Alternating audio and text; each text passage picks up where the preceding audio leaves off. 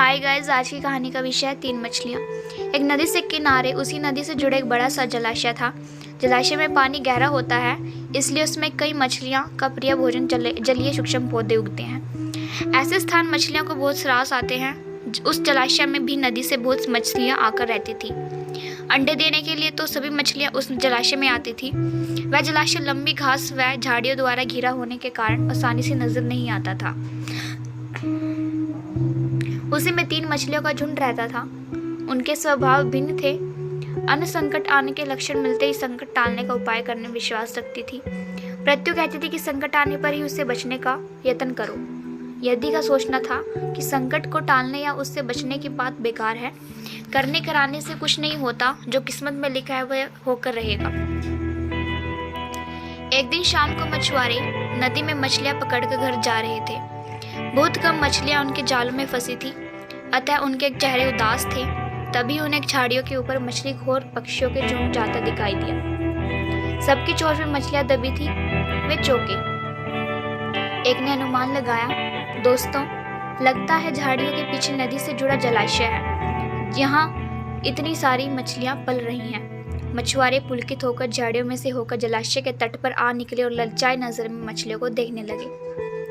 एक मछुआरा बोला, आहा, इस जलाशय में तो मछलियां भरी पड़ी हैं। आज तक हमें इसका पता ही नहीं लगा। यहाँ हमें ढेर सारी मछलियां मिलेंगी। दूसरा बोला। तीसरे ने कहा, आज तो शाम घिरने वाली है, कल सुबह ही आकर यहाँ जाल डालेंगे। इस प्रकार मछुआरे दूसरे दिन का कार्यक्रम तय करके चले गए। तीनों मछलियां ने मछुआरे की बात सुन ली थी। अन्य मछली ने कहा, साथियों, तुमने मछुआरे की बात सुन ली। अब हमारा यहाँ रहना खतरे से खाली नहीं है। खतरे की सूचना हमें मिल गई है। समय रहते अपनी जान बचाने का उपाय करना चाहिए। मैं तो अभी ही इस जलाशय को छोड़कर नहर के रास्ते नदी में जा रही हूँ। उसके बाद मछुआरे सुबह आए, जाल फेंके, मेरी बला से। तब तक मैं तो बहुत दूर हटखेलियाँ कर रही हो जाऊंगी। तीसरे ने कहा, आज तो शाम घिरने वाली है, कल सुबह आकर यहाँ जाल डालेंगे। इस प्रकार मछुआरे दूसरे दिन का कार्यक्रम तय करके चले गए। तीनों मछुआरे ने मछुआरे की बात सुन ली थी। अन्य मछली ने कहा, साथियों, तुमने मछुआरे की बात सुन ली। अब हमारा यहाँ रहना खतरे से खाली नहीं है। खतरे की सूचना हमें मिल गई है। समय रहते अपनी जान बचाने का उपाय करना चाहिए। मैं तो अभी ही इस जलाशय को छोड़कर नहर के रास्ते नदी में जा रही हूँ। उसके बाद मछुआरे सुबह आए, जाल फेंके मेरी बला से। तब तक मैं तो बहुत दूर अटकेलियाँ कर रही होंगी। मृत्यु बोली, तुम्हें जाना है तो जाओ, मैं तो नहीं आ रही। अभी खतरा आया कहाँ है, जो इतना घबराने की जरूरत है। हो सकता है संकट आए ही ना। उन मछुआरों का यहाँ आने का कार्यक्रम रद्द हो सकता है। हो सकता है रात को उनके जाल चूहे को उतर जाए। हो सकता है उनकी बस्ती में आग लग जाए। भूचाल आकर उनके गांव को नष्ट कर सकता है, या रात को मूसलाधार वर्षा आ सकती है और बाढ़ में उनका गांव बह सकता है। इसलिए उनका आना निश्चित नहीं है। जब वह आएंगे तब की तब सोचेंगे। हो सकता है मैं उनके जाल में ही न फंसूं। यदि ने अपनी भाग्यवादी बात कही। भागने से कुछ नहीं होने का। मछुआरों को आना है तो वह आएंगे। हमें जाल से में फंसना है तो हम फंसेंगे। किस्मत में मरना ही लिखा है तो क्या किया जा सकता है। इस प्रकार अन्ना तो उसी समय वहां से चली गई। मृत्यु और यदि जलाशय में ही रही। भोर हुई थी।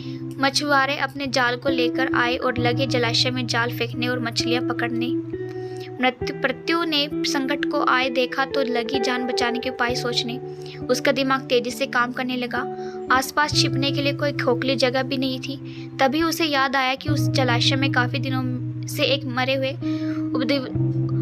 उदबिलाव की लाश तैरती रही है। वह उसके बचाव के काम आ सकती है। जल्दी ही वह उस लाश मिल गई। लाश सड़ने लगी थी। प्रत्यु लाश के पेट में घुस गई और सड़ती लाश की सड़ांध अपने ऊपर लपेटकर बाहर निकली। कुछ ही देर में मछुआरे के जाल में प्रत्यु फंसी गई। मछुआरे ने अपना जाल खींचा और मछलियों को किनारे पर जाल से उलट दिया। बाकी मछलियां तो तड़पने लगी, परंतु प्रत्यु दम साधकर मरी हुई मछली की तरह पड़ी रही। मछुआरे के सड़ांध का भभका लगा तो मछलियों को देखने लगा। उसने निश्चल पड़ी प्रत्यु को उठाया और सूंघा आँख। यह तो कई दिनों की मरी मछली है, सड़ चुकी है। ऐसे बड़बड़ाकर बुरा सा मुंह बनाकर उसे मछुआरे ने पृथ्वी को जलाशय में फेंक दिया। पृथ्वी अपनी बुद्धि का प्रयोग कर संकट से बच निकलने में सफल हो गई थी। पानी में गिरते ही उसने गोता लगाया और सुरक्षित गहराई में पहुंचकर जान की खैर मनाई। यदि भी दूसरे मछुआरे के जाल में फंस गई थी और एक टोकरे में डाल दी गई थी। भाग्य के भरोसे बैठी रहने वाले यदि ने उसी टोकरी में अन्य मछलियों की तरह तड़प तड़प कर प्राण त्याग दिए। सीख: भाग्य भी उन्हीं का साथ देता है जो कर्म में विश्वास रखते हैं और कर्म को प्रधान मानते हैं। भाग्य के भरोसे हाथ पर हाथ रखकर बैठे रहने वाला का विनाश निश्चित है। धन्यवाद। ऐसी और कहानियाँ सुनने के लिए हमारे चैनल को सब्सक्राइब करें, लाइक करें और शेयर करें।